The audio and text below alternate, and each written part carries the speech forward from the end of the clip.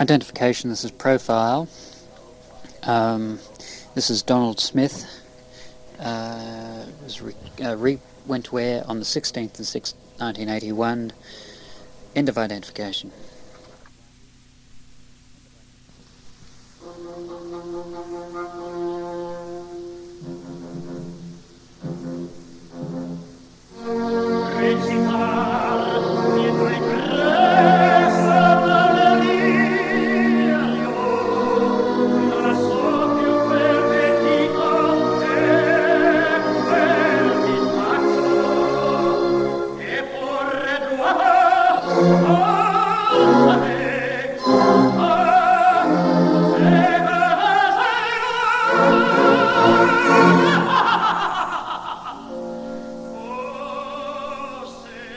The voice of Donald Smith, OBE, the Bundaberg cane cutter who became one of Australia's leading operatic singers.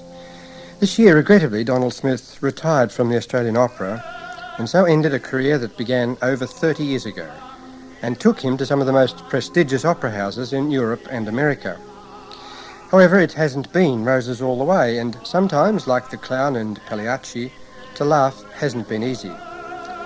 But Donald Smith, what memories does that aria, On With the Motley, evoke?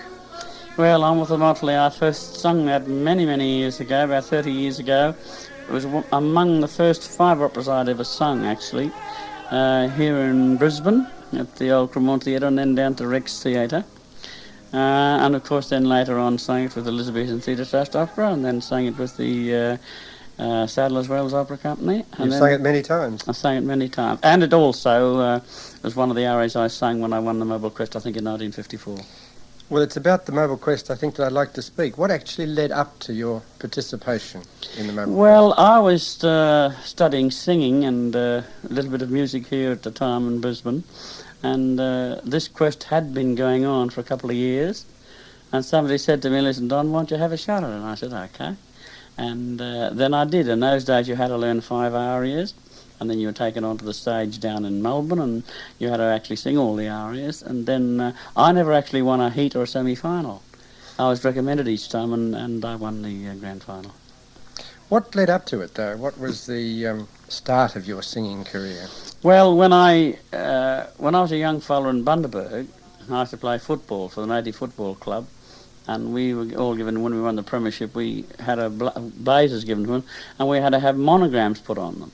And these monograms, I think they were worth £2.8 or something like that. And in those days I couldn't afford it. And my grandmother said to me, "Listen," she used to love me singing, "you sing for me and I'll pay for the monogram on your blazer." And that's what I done. I sung then. And I think that was the sort of starting of the whole of my singing career. In those days in Bundaberg, I was playing a bit of Spanish guitar and yodeling with Shirley Toms in those days, and going around with a troupe called the Novex Troopers in Bundaberg, doing a little bit on 4BU Bundaberg and trying to play a tenor tom. So you've always been an entertainer, haven't you? Well, yes, I've always been interested in the... Well, when I say interested, without knowing I was interested, I was always loved music. Donald, a lot of publicity's been given to your cane-cutting background. Yeah. Was this your choice of occupation, or was it a necessity? Well, it was a necessity because my people were farmers. My father was a farmer. All my family are farmers. We're at a place called Bonner in Bundaberg. And then we went on to the Bullman Cattle Station, which is just outside of Gin Gin. And, of course, I've always been a farmer, and my people are farmers, and naturally I used to cut cane for my dad. Have these rural origins had any effect on your career, made it more difficult for you?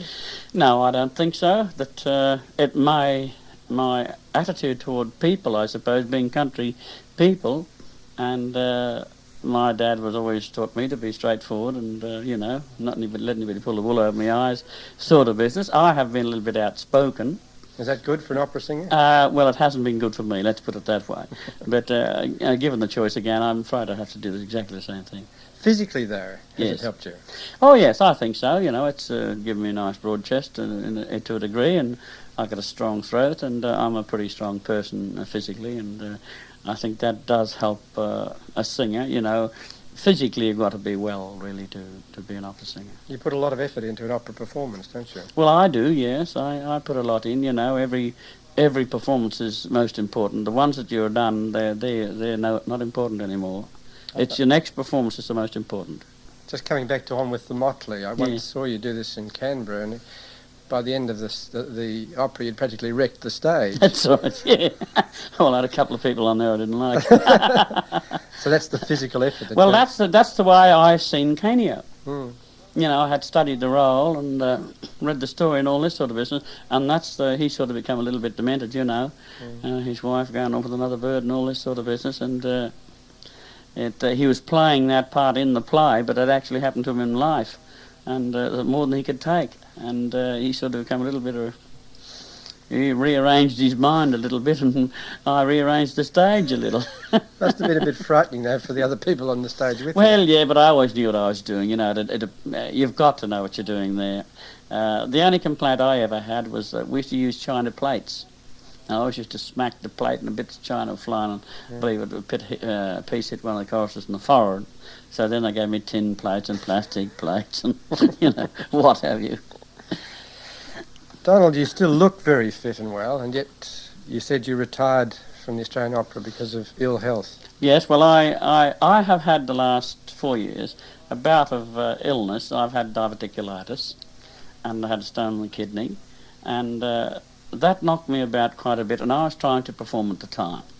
I didn't get complete understanding from the management at those times. I knew I was ill, and they still decided to publicise me. I never got sick leave or anything like that at that time, and wasn't shown a great deal of compassion. And I just signed another 3-year contract, and I'd done 5 weeks of it, and because my wife suffers a little bit, Josie, from angina, and the doctor has told her and told me that she mustn't get overtired, and the rows and arguments that I was having with the company, no good saying one thing, it was upsetting and affecting Joyce's health. I have a hole in my gut, as it were, since I've retired, but I'm doing work for the Light Opera Company and things like that. Well, you're still singing, I was just about to say, and you're also about to do the role of Don Jose in Carmen for the Queensland Light Opera Company. Yes, I think it starts on the 19th of June here. There's 6 performances, and it's one of the operas that I first performed. I think I'd done the Maritime, the Bohemian Girl, and then Carmen for the then Brisbane Opera Society under the direction of George English, and that was where the new cultural centre was going to be opened shortly at the Cremorne Theatre.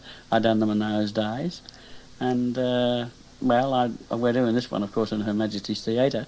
But who knows, I might even get to sing in a cultural centre or something. You've done the full circle. I've done the full circle, yes. But to come back to that performance, in 1976 you were about to do the same role for the Australian Opera, but I resigned. You resigned just before it happened? Yes, well, I had personal reasons for that. You know, I was irritated by management, a lot of petty little things that were going on, you know what I mean, and they sort of couldn't get to me, and they tried to take it out on my son, and that's the true facts of the thing. This was when Robin was... That was when my son Robin was, yes.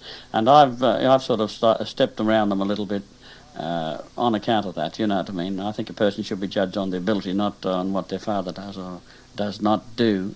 Donald, to come back to your career, it was in 1954, after you'd won the Mobile Quest. Yes. You then won the Joan Hammond Scholarship, didn't you? Yeah, Joan gave me a scholarship to go to the London Opera Centre. Mm-hmm.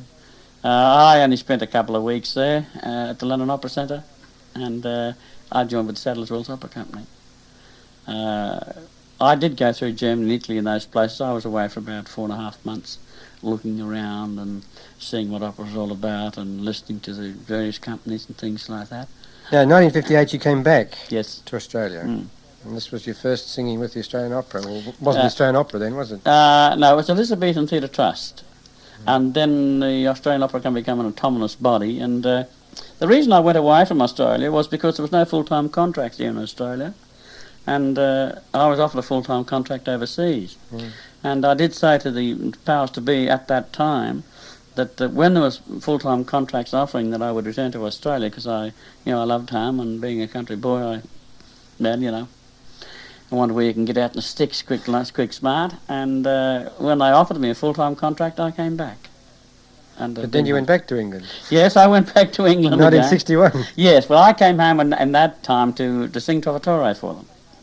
They were putting on a production, and the general manager at the time, I think it was John Young, asked me would I sing Trovatore. I said, sure.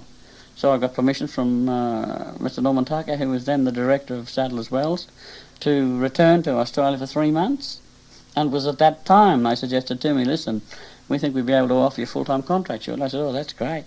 Actually, I did get released from a contract which I had signed with Sadler's Wells to take up eventually the contract with the Elizabethan Theatre Trust in those days. Well, how different is opera singing on the Well, continent and in England than it is in Australia? It's not. I don't think it's so much different. Mind you, the Australian opera here is second to none in the world, in my opinion. You know, it's the people that are singing in the company are absolutely first-class singers. There's quite a few international singers in the company. Like I was the first one to return, and then there was 4 or 5 came back after me when this contract's offering. But there's no difference. At times it's done on a grander scale, but now the Australian Opera Company are doing things on a very, very grand scale, and by comparison they don't suffer at all. You know, I've been in some very, very grand... I've done ballo here, and I've done it overseas. I've done it in Mexico City, and without fear of contradiction, I think the ballo I done here in Australia was every bit as good as I'd done... This is a masked ball you're talking about? Yeah, masked ball, I'm sorry, yeah. It was every bit as good as what they had, the production, everything is overseas. Yeah. You're not really an opera fan, though, are you? No. I mean, you'd much prefer to listen to country and western music. Well, yes, I suppose that goes back to my background. I can relax with country and western music. Listening to opera to me is like work. You know, when the singers come on, you're sort of listening to the various qualities and tone, and I don't really keep operatic recordings. Only a couple of my own, of course, that I've made. But, no, I'd sooner listen to country and western any day in the week. Mind you, I love jazz too, modern jazz, Donny Burrows and people like that. But country and western is my favourite. You know, I got some nice tracks and nice cassettes and tapes of country and western, and I can really sit down and listen to them with delight. Is it true that you want to make a country and western Yes, record? matter of fact, I'm hoping to make one shortly. That will possibly be put back by the fact that I will be doing a recording with the Queensland Symphony Orchestra with EMI for the of all Australian compositions, Waltzing Matilda, Snowy of the Overflow, and Clancy of the Overflow, and Advanced Australia Fair. All those and we hope it's going to coincide with the opening of the Commonwealth Games in the Cultural Centre here in Brisbane. Well, is it really retirement for Donald Smith, or will he still be in the public eye for quite a while? Well, I'll be active for a bit. I would like to. I understand there's going to be a new opera company formed up here in Brisbane, and I have written a letter to the steering committee. Well, a couple of page letters actually, given my impressions of what a company should be, and I've actually said in the correspondence that I would like to take up an administrative position with the company, and you know, I'd like to be connected with it in regards to artistic directing and things like that.